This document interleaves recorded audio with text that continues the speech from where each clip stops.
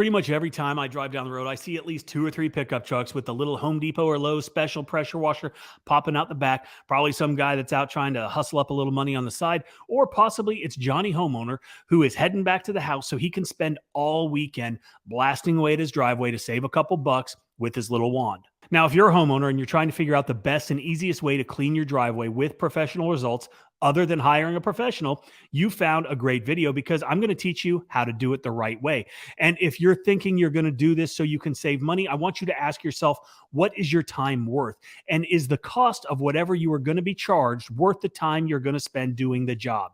And if you really want good results, you're probably not really going to save any money because you're going to have to buy the right equipment. You're going to have to buy the proper chemicals and apply them in a way so you don't kill your grass or your plants, as well as probably have to go out and buy a surface cleaner so your driveway doesn't look janky when you're done. Are you really going to save some money? Regardless, let's get into how to properly clean a driveway. And if you're not a homeowner, if you are a pressure washer or you're thinking about starting a pressure washing business, check this out. We put together the most intensive training the industry has ever seen. Over 6 hours of in-depth training on the best methods for cleaning houses, roofs, driveways, and every other surface you might encounter on a residential job site. How to wash covers, the chemicals to use, how to mix them, the equipment, the best methods to make you the most efficient and profitable you can be. Safety and property protection, specialty chemicals, as well as pro tips, and so much more. We've helped 4,500 students get their ECP certification, which means How to Wash delivers and continues to deliver because it's yours to keep and review forever. We've also included an extensive Q&A section in each module, which gives you even more information at your fingertips.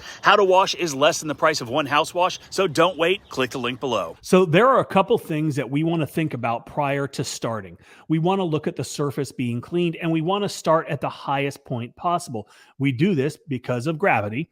We don't want to clean from the bottom up or from the lowest point to the highest point because we're just working against ourselves. So we want to clean and rinse all of the dirt away from the highest point so we're not doubling up on the amount of work that we have to do later on in the job when we're rinsing everything off. The next thing that we want to talk about is the equipment that you're going to use. And all the videos you've seen on my channel, we're using an 8-gallon per minute Kraken pressure washer. It is unbelievably efficient. It has enough flow to push our surface cleaner so we can move quickly while still doing a great job removing all of the grime and the dirt. And you will notice that we typically do a pre-treatment with a bleach and water solution, which helps to kill all of the organic growth on the concrete and in the concrete, because we all know it is a very porous substrate, and these organic materials, they're living, right? And they're going to root down into the pores. So it's very important that you eliminate the organic growth rather than just remove the surface nastiness. Because if you don't kill it, it's going to come back very quickly. And the job that you just completed is going to look really bad because you didn't do it right the first time. So definitely use a pre or a post treatment with a bleach and a water solution. So you're going to kill all of the organics, right? It's also going to cover up a multitude of sins that you probably are going to have when you're first doing a pressure wash, because there are a couple things that we're going to talk about that this solution can help to lighten up a little bit, if you will. So a lot of homeowners are going to use a wand to do their entire driveway. And while this is satisfying, and some people actually enjoy getting out there and spending the entire weekend cleaning a driveway, the results are not going to be that good. You're going to have wand marks, and your driveway is going to look really bad, especially if you're not doing a post or a pre-treatment.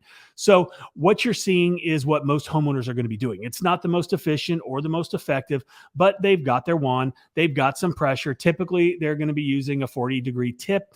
Anything smaller than that, it's going to take you forever. But even with a wand and a pressure washer, you are going to get worn out fast, hunched over all day long, going back and forth, back and forth. And you're definitely not going to be maintaining the same distance between the surface that you're cleaning and the end of the wand the entire time, which is going to result in those uneven cleaning marks, the wand marks that we mentioned earlier. And when you have those wand marks, it just doesn't look that great. So you want to take your time. If you are using a wand, you want to try to stay an equal distance between the ground and the end of your wand, all the way across the driveway like this, all the way across, because if you don't, that distance is going to create more pressure on the surface being cleaned. And even the slightest variance between this and this is going to create those wand marks. So you want to be consistent in your distance. And that's just one way to do it.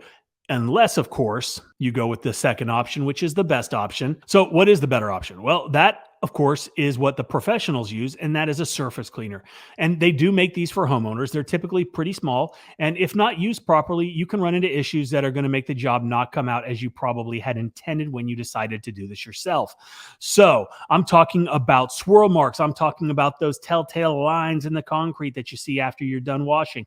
Things that we learn early on as a professional, and we correct those so we don't continue to make these mistakes over and over. Walk through any neighborhood and you're going to see exactly what I'm talking about. Usually it's like a 12-inch or a 15-inch surface cleaner. You're definitely going to want to check and make sure that your surface cleaner and your pressure washer are rated for each other. There is a minimum PSI requirement for surface cleaners as well as a GPM, and they're usually marked as for gas or for electric. And if you're buying something from Amazon or a big box store, you really want to double check the fine print to make sure you're buying the right surface cleaner for the machine that you've got. So we have a 24-inch surface cleaner here. And when you have a good machine pushing it, you're able to move quickly and you're able to clean in a pretty wide strip. It's important to move at a pace that allows your surface cleaner to do its job. If you move too quickly, then you're going to leave swirl marks, which is going to create more work for you because you're going to have to go back to clean that surface either with a surface cleaner again or with the wand to touch up all of your mistakes. So after you clean your concrete, you're going to want to rinse everything off. The surface cleaner does a phenomenal job removing all of the dirt, the grime, all of those pollutants that are on or in the concrete, but your wand is going to help you rinse everything off, or you can use your ball valve to get everything cleaned off the concrete that you just cleaned. If you're dealing with a larger surface, I would highly recommend working in small sections. You don't want all that dirt and all that grime and all the other surface pollutants to dry right back on the concrete that you just cleaned before you're able to rinse it off. So work in small sections, rinse off, move on to the next section, rinse off. It's going to make your life a lot easier. When you work more efficiently, things go a lot faster and you're able to get back to doing what you really want to be doing a lot sooner. So we do use our wands to cut in all of the corners that the surface cleaner cannot reach, mostly the detail work. And obviously, when we're doing our final rinse, if there's anything that was missed, the wand does an excellent job fixing all of those little mistakes. So the wand is our friend and we do use it, but it's not the most efficient for really big surfaces. Okay, the important thing to remember when surface cleaning a driveway is you need to go slow enough that your surface cleaner can effectively do its job. You move too fast and it's going to look bad. Slow down, minimize your overlap. Those lines in the driveway are caused by that area being cleaned twice. So if you slow down, allow the surface cleaner to clean, it will essentially be doing a much better job, a more thorough job, and you don't have to do double the work. Now, I've seen a lot of videos by people showing how to clean a driveway, and they're doing it the wrong way. What I've just told you is the best way to clean a driveway. So now I'm going to recap. First, assess the situation, determine your highest point, work from there, and wash downward. Now you have two choices. You can either apply a pre-treatment or a post-treatment. I've made a bunch of videos on that. We personally prefer a pre-treatment that loosens up all the organic matter and allows you to clean it much easier. Then cut in all of your corners. Get all the areas that the surface cleaner can't reach.